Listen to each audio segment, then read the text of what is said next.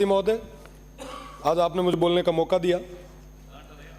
बिल्कुल लांठा। हाँ सभापति महोदय, मैं आपका ध्यान आकर्षित करना चाहूंगा कि बाड़मेर, जैसलमेर और बालोतरा में मंगनियार समाज है, लंगा समाज है, दमामी समाज है, मिरासी समाज है। ये तमाम लोग, ये तमाम समाज शैक्षणिक, सामाजिक, आर्थिक और राजनीतिक हर तौर पे कहीं ना कहीं सक्षम नहीं है। आज जरूरत है इन तमाम लोगों को मुख्य धारा में लाने की। साथ ही साथ मैं बात करूंगा हमारे पाक विस्थापित भाइयों की, हमारे गाड़िया लोहार समाज की, हमारे जोगी समाज की, हमारे पशुपालक समस्त जितनी भी जातियां हैं उनकी, हमारे गवारिया समाज की, हमारे अपने ओड समाज की, सांसी समाज की, नाथ समाज की, कालबेलिया समाज की, साथ ही साथ समस्त घुमंतु जातियां और अर्ध घुमंतु जातियां हैं। आज के समय में उनके पास कोई भी तरीके की कोई भूमि नहीं है, वो हमारे अपने हैं। आज हर गांव की स्थिति ये है, वो लोग कहीं गोचर में बैठे हैं या कोई ना कोई सरकारी भूमि पे बैठे हैं।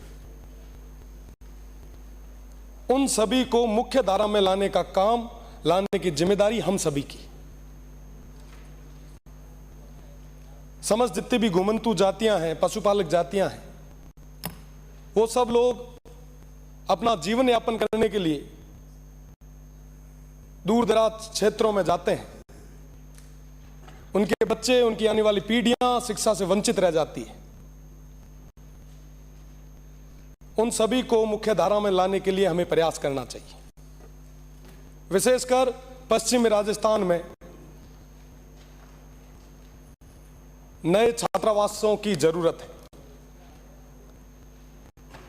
मैं सभापति महोदय के माध्यम से निवेदन करना चाहूंगा मंत्री महोदय को कि आप नए छात्रावासों के लिए विशेष पैकेज उस पश्चिमी राजस्थान को दें।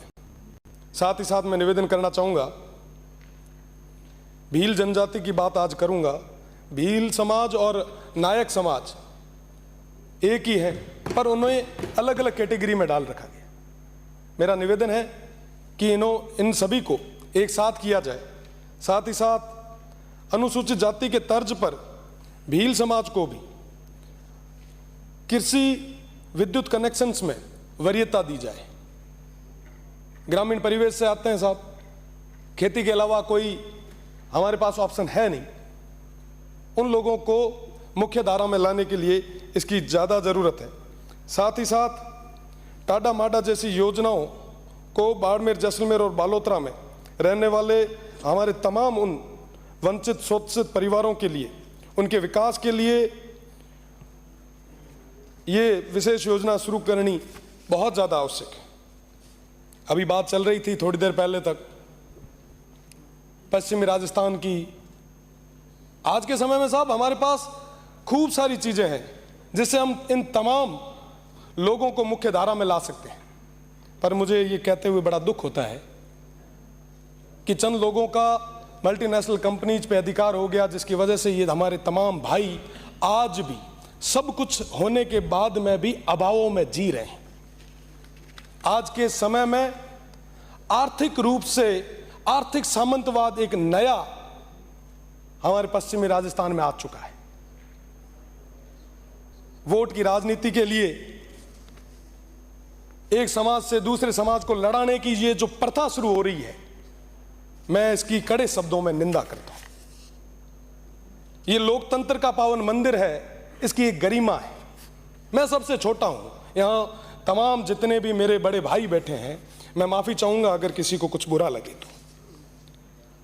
ये सब चीजें जब हम देखते हैं या हमारी आने वाली पीढ़ी देखती है, जब युवा साथी देखते हैं जो बाहर बैठे बड़ी उम्मीद लगा रहे हैं वो प्रदेश की तमाम जनता जो सोच रही है कि साहब अंदर बैठे हुए जनप्रतिनिधि कुछ अच्छी बात करेंगे, हमारे इस प्रदेश की बात करेंगे, यहाँ के विकास की बात करेंगे, जब ये चीजें सुनते हैं तो आप सोचो कि उन पे क्या गुजरती हो।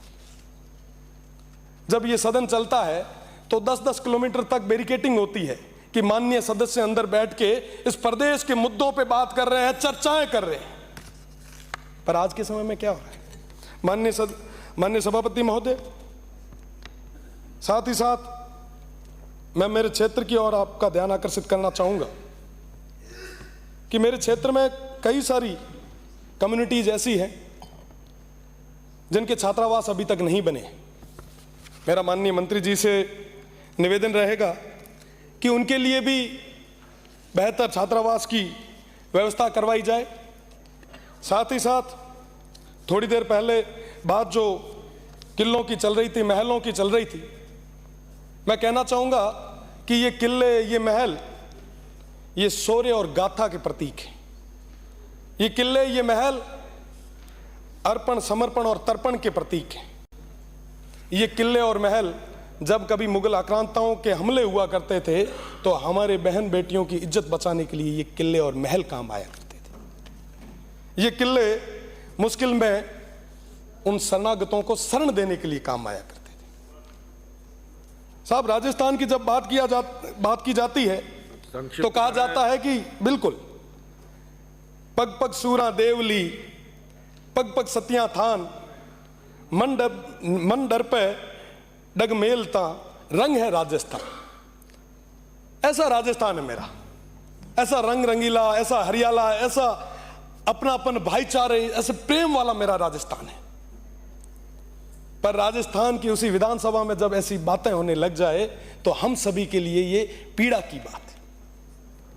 मैं कोई छोटी बात नहीं करूंगा, मैं छोटा जरूर हूं, पर अब मेरा ये नैतिक धर्म है, मेरी ये जिम्मेदारी है। मैं कहना चाहूंगा उन तमाम लोगों को कि इस सदन की एक गरिमा है, हम सभी की नैतिक धर्म है, नैतिक जिम्मेदारी है कि इस सदन की गरिमा को हम बनाए रखें। कोई भी किसी भी जाति से हो, धर्म से हो, हमें सभी का सम्मान करना है। श्री राम साहब, हमें ये सिखाया गया है। बहुत बहुत धन्यवाद। कई सारी चीजें और भी है, आने वाले समय में और खुल के स्पष्ट रूप से बताई जाएगी। बहुत बहुत